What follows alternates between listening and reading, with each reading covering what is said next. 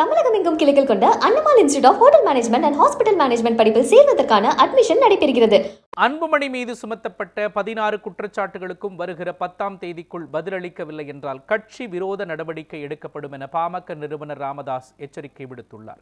விழுப்புரம் மாவட்டம் தைலாபுரத்தில் பாமக நிர்வாக குழு கூட்டம் நடைபெற்றது. இதனைத் தொடர்ந்து செய்தியாளர்களுக்கு பேட்டியளித்த பாமக நிறுவனர் ராமதாஸ், கட்சியின் ஒழுங்கு நடவடிக்கை குழுவால் கூறப்பட்ட 16 குற்றச்சாட்டுகளுக்கு உரிய கால அவகாசத்திற்குள் அன்புமணி பதிலளிக்கவில்லை என தெரிவித்தார்.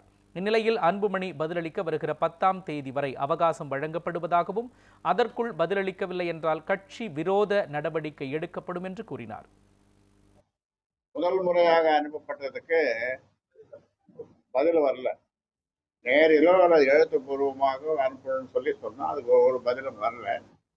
வராதனால மறுபடியும் நிர்வாகக்குழு கூடி, மறுபடியும் இல்லை நிர்வாகக்குழு கூடி ஒழுங்கு நடவடிக்கை வேறு விதமாக பரிந்துரை செய்திருந்தது. அதையும் இந்த நிர்வாகக்குழு ஆராய்ந்தது.